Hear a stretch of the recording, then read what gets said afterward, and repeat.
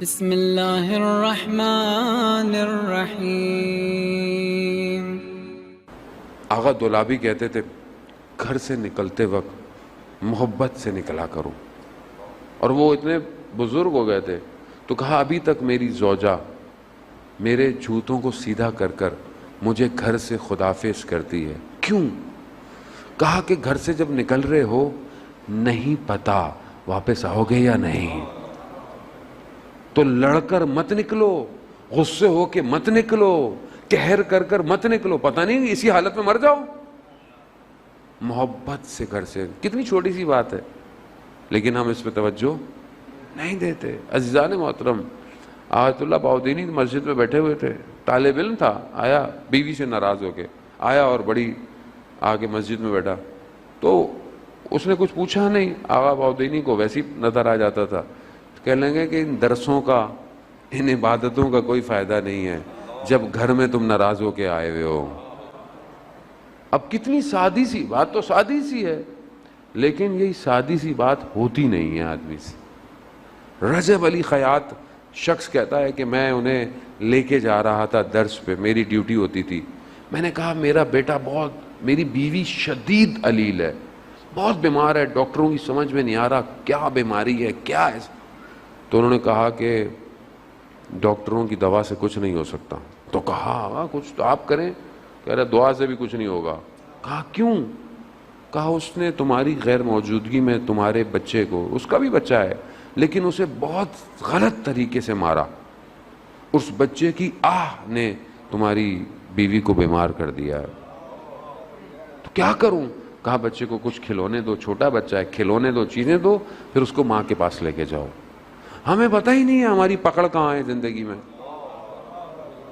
ہماری مصیبتیں، کب آزوں کا کہتے ہیں مولانا پوری زندگی میں مشکل ہے، کیا مشکل ہے؟ ڈھونڈیں، مشکل آپ کے اطراف میں ہے۔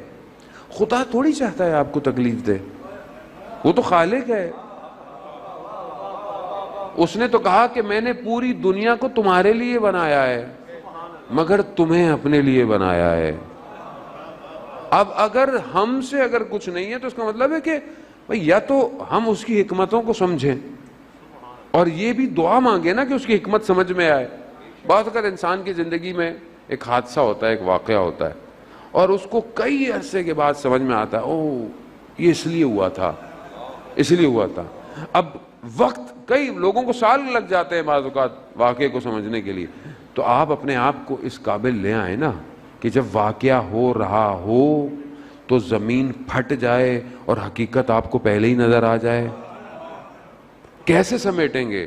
ظاہر ہے اپنے آپ کو اس قابل کرنا پڑے گا۔ عزیزان محترم، سادہ آدمی امام کو نہیں چاہیے، تھوڑی سی محنت تو کرنی پڑے گی، تھوڑے واجبات اچھے کریں، قرآن کی تلاوت، کوئی تلاوت کرے۔ اب دیکھیں عبادتیں اپنی جگہ پر ہیں ساری، لیکن جب آپ کوئی عبادت کر کر امام کو ہدیہ کر دیں، اب ایک تسبیح پڑھ کے صلوات کی اگر آپ امام کو ہدیہ کر دیں تو امام آپ کو خالی چھوڑیں گے؟ عزیزان محترم، خوب ایک عالم دین نے ایک شخص سے کہا کہ کچھ اور چیزیں بھی پڑھنے کو کہیں، لیکن کہا کہ 5 قرآن کی آیات ڈیلی پڑھ کے امام کو ہدیہ کر دو۔ اب اس میں کوئی مشکل کام ہے؟ کتنے واٹس ایپ کے میسیجز ہم پڑھتے ہیں صبح شام، فیس بک کے سٹیٹس پڑھتے ہیں، 5 قرآن کی آیتیں پڑھنے میں کتنی دیر لگتی ہے؟ تو ہم کچھ تو کریں امام کے لیے، بھائی کچھ کریں گے تو آپ کے پاس کچھ تو ہو کہ مولا یہ میں کرتا تھا آپ کی، صرف آپ کی خاطر۔ تو اپنی زندگی میں بنائیں کہ ہم امام کے لیے کیا کریں۔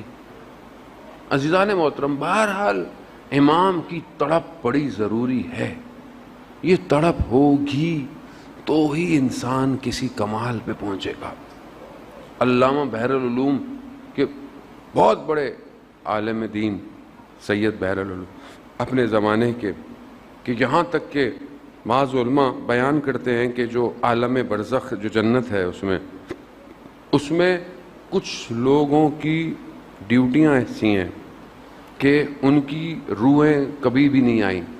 کچھ لوگوں کے پاس علم تھا، علامہ طباطبائی کے بھائی کے پاس علم تھا، وہ روحوں کو بلا لیتے تھے، وہ کبھی بھی علامہ بحر العلوم کی روح نہیں آئی۔ اس کی وجہ کیا تھی؟ اس کی وجہ یہ تھی کہ ان کی عالم برزخ میں نوکری ایسی ہے کہ وہاں سے ہٹ ہی نہیں سکتے. کیا نوکری؟ انہوں نے پیغام بھجوائے، علماء بیان کرتے ہیں کہ انہوں نے کہا کہ ہم مولا علی کے دروازے کے نگہبان ہیں. ہم جو ہے وہ، ہمارے پاس وقت ہی نہیں ہے، ہم کہاں ہیں اس مقام پہ، اور دنیا میں بہرحال ان کے اپنے مقامات سارے. ان سے پوچھا ایک دفعہ، علامہ طباطبائی نے اس بات کو مشہد مقدس میں ان سے کسی نے پوچھا تو انہوں نے کہا کہ فلاں عالم دین ان کے ساتھ مرزا کمی، جو کہ کم میں شیخین قبرستان میں دفن ہے، مرزا کمی، جن کے لیے یہ کہا جاتا ہے، خود ان کا مقام ایسا ہے کہ کم کے معاملات میرے سے حل کروایا کرو، بی بی معصومہ کے پاس نہیں جایا کرو، وہ عالم کی شفاعت کے لیے ہیں.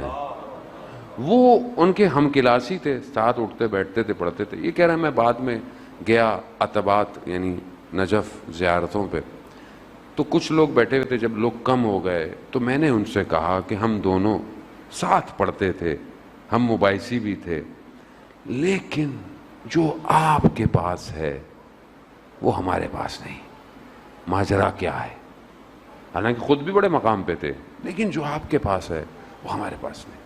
تو کہتے ہیں انہوں نے کہا کہ میری عادت تھی رات کو میں شب میں مسجد کوفہ میں عبادت کرتا تھا اور صبح جو ہے وہ درس پہ آ جاتا تھا. ایک رات میں مسجد کوفہ جا رہا تھا تو طوفان سی آندھی سی آئی اور اندر سے مجھے یہ احساس ہوا کہ مجھے مسجد سیلا جانا چاہیے. مسجد سیلا مسجد کوفہ سے پہلے ہے، جہاں انبیاء کے مقامات ہیں اور وہ وقت کے امام سے مختص ہے، مخصوص ہے. کہا میرا کھچاؤ ہوا کہ میں مسجد سیلا جاؤں. میں نے کہا نہیں، میں روز وہیں جاتا ہوں، میں وہیں جاؤں گا. کہا طوفان آندھی نے مجھے موڑ دیا. میں مسجد سیلا گیا. میں مسجد سیلا میں جیسے ہی داخل ہوا اور وہاں پر میں نماز عبادت میں، تو میں نے دیکھا کہ کوئی شخص مقام امام زمانہ پہ بیٹھا قرآن کی تلاوت کر رہا ہے. کہا میں نے ایسی تلاوت کبھی نہیں سنی. اس تلاوت نے، اس چیز نے مجھے کھینچا. جب میں قریب ہوا، رات تھی، تاریکی تھی، تھوڑا خوف بھی تھا. جب میں اور ہوا تو مجھے آواز دی. مہدی نام تھا ان کا بھی، مہدی بحر العلوم. کہا مہدی ہمارے قریب آؤ. کہا میں تھوڑا سا آگے بڑھا. کہا دوبارہ کہا کہ ہمارے قریب آؤ. کہا میں تھوڑا اور آگے بڑھا. تو امام تھے، امام نے فرمایا کہ دیکھو ادب کا تقاضا یہ ہے جب بلایا جائے تو آ جاؤ. کہہ رہے ہیں میں قریب آیا. امام نے اپنا سینہ میرے سینے سے لگایا، صدر سینے سے علم سینے کو دیا. کہا یہ سب اس عطا کی دین ہے. یعنی امام کہاں پہنچ گئے لوگ تاریخ میں. ہم بہرحال ہم خطا کار ہیں، زیادہ محترم گناہ گار ہیں، ہماری آنکھیں گناہ گار ہیں، لیکن بہرحال تڑپ تو ہونی چاہیے کہ کب دیکھیں گی یہ آنکھیں متا ترانا و نراکا. کب آپ ہمیں دیکھیں گے، کب ہم آپ کو دیکھیں گے. عزیزون الیہ دعائے ندبہ پڑھتے ہیں آپ لوگ ماشاءاللہ. میں پوری مخلوق کو دیکھتا ہوں مگر آپ کو نہیں دیکھتا. غم نہیں ہے، افسوس نہیں ہے، پریشانی نہیں ہے.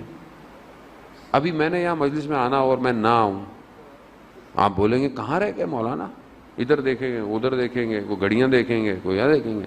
5 منٹ بھی دیر ہو جائے اور ایک شخص 1186 سال 87 سال ہو گئے نہیں آیا.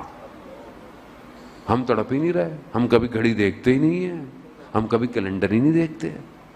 مولا آج بھی نہیں آئے. ٹائمر لگا ہونا چاہیے زندگی میں، کب آئیں گے آپ. یہ سب مجلسیں کس لیے ہیں؟ یہ محفلیں کس لیے ہیں عزیزان محترم؟ کس کے لیے؟ میرے لیے ہے، آپ کے لیے ہے، انجمن کے لیے ہے، ٹرسٹ کے لیے نہیں. اس سب کا اصلی عزادار وہی ہے، اس سب کا اصلی صاحب وہی ہے، مالک وہی ہے. ہم لوگ کھوکھلے ہیں، ہمارے پاس کچھ نہیں ہے عزیزان محترم. ہم جمع اس لیے ہوتے ہیں کہ شاید وہ آ جائے، کسی دن نظر آ جائے. کب تک یہ زندگی بغیر اس کے گزرے گی؟ یہ ستارے زندگی کے غروب ہو گئے اور وہ نہ آیا، کیا ہوگا؟ کہاں ہے وہ زندگی میں؟ بہت ضروری ہے عزیزان محترم. اگر امام، ہم بھی جب کم گئے تھے ہمیں بھی یہی تھا کہ شاید کم کی گلیوں میں امام مل جائے گا، لیکن ہم بھی جا کے کم میں گم ہو گئے. لیکن یہ بھی خود ان کا لطف رہا، کرم رہا کہ انہوں نے ہمیں استعمال کیا کہ جاؤ لوگوں میں اور لوگوں کو ہماری محبت کی طرف بلاؤ. یہ خود ان کا کرم ہے، اس میں ہمارا کوئی کمال نہیں ہے. آزادان محترم، بہرحال امام کو پہچانے. وقت بہرحال بہت تیزی سے آگے کی طرف نکل گیا. خدا کرے کہ بہرحال ہماری ان صداؤں کو، ان جذبات کو ہمارا امام سن رہا ہو، دیکھ رہا ہو.